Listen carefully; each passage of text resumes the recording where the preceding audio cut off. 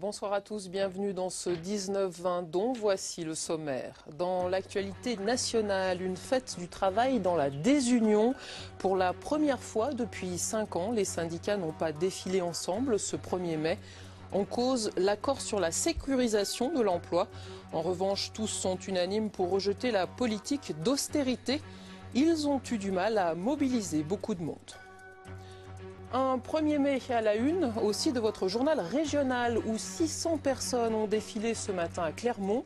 Une manifestation qui n'a pas échappé aux divisions qui secouent les partenaires sociaux.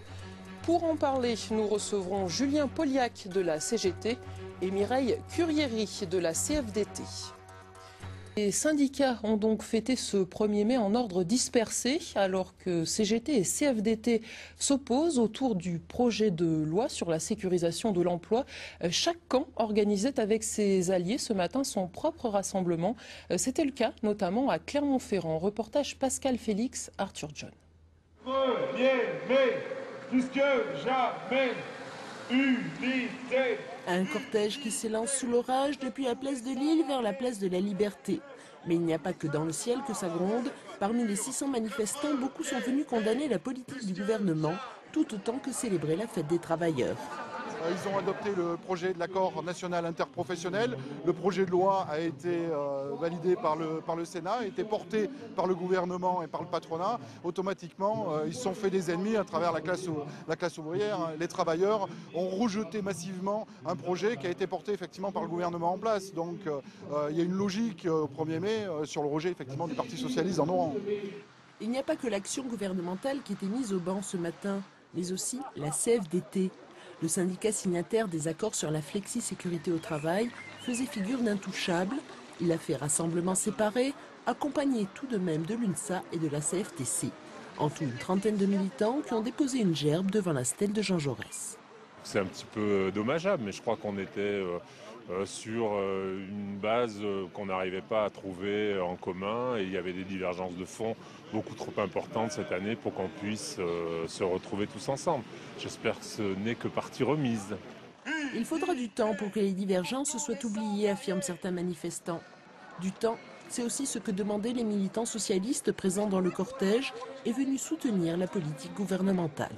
Mais les choses doivent avancer pas à pas. Je vous rappelle que nous avons récupéré la France dans un état lamentable et que la redresser, à moins d'avoir une baguette magique ou des formules magiques, moi je ne connais pas de politique qui soit en mesure en 12 mois de rectifier des politiques, 10 ans d'une politique qui a été destructrice de l'industrie, destructrice de l'emploi. Devant la Maison du Peuple, le rassemblement s'est conclu par les discours d'usage et des appels à la mobilisation des salariés. D'autres manifestations se sont déroulées dans le Puy-de-Dôme, à Issoire, Riom, Thiers ou Saint-Éloi-les-Mines. Invité de ce journal, Mireille Curieri, secrétaire régionale CFDT, et Julien Poliac, secrétaire départemental de la CGT dans le Puy-de-Dôme. Bonsoir à tous les deux. Ma première question s'adresse à vous, Mireille Curieri. La CGT avait proposé d'organiser des cortèges unitaires, comme c'était le cas depuis 5 ans.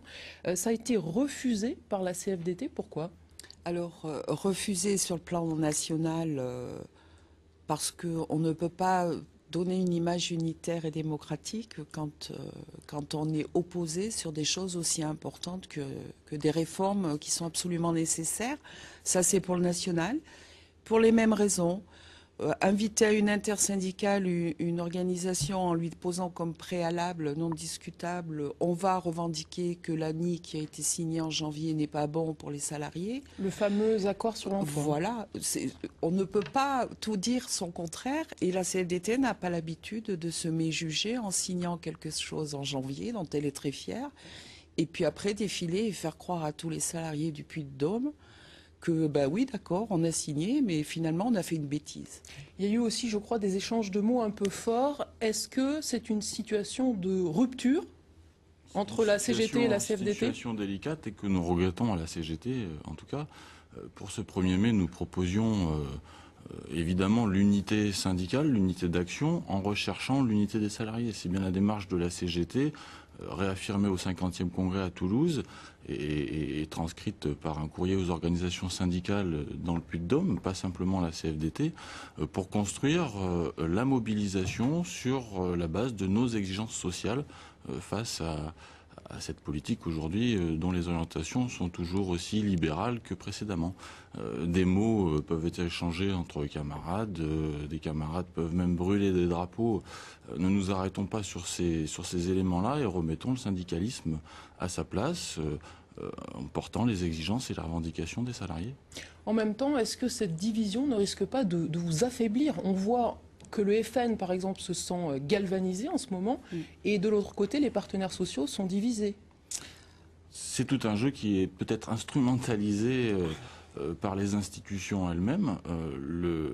Cet accord national interprofessionnel du début de l'année est aussi placé sous le signe d'un nouveau modèle économique et social et d'un nouveau dialogue social. Voilà, aujourd'hui on veut entraîner les salariés dans le compromis, c'est la crise, il faut être compétitif, il faut être productif, il faut être flexible. Nous refusons cela. L'austérité, à travers ces mesures-là, c'est bien de l'austérité, la baisse des salaires demain, l'augmentation du temps de travail. À travers ces mesures, ce sont encore des reculs sociaux et pas de réponse aux problématiques de l'emploi, des salaires. Voilà, donc... Vous aussi, vous dénoncez finalement la politique d'austérité. Quel bilan vous faites, puisque François Hollande était élu il y a un an ou presque?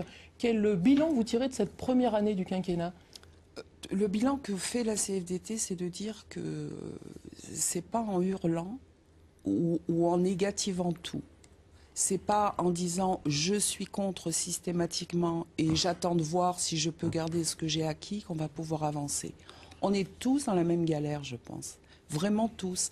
Et si chacun à notre niveau, on ne fait pas quelques sacrifices, tout en essayant d'aider les plus faibles, je ne suis pas convaincue qu'on y arrive. Alors un bilan sur une année de gouvernement, quand on sait ce qui est devenu la France depuis, moi j'oserais dire au moins 20 ou 25 ans, je trouve que ça paraît un peu court. En plus, on a le sentiment à la CFDT que personne n'avait vraiment mesuré cette crise, la force qu'elle aurait et les conséquences qu'elle aurait. Donc on n'est pas satisfait de ce qui se passe.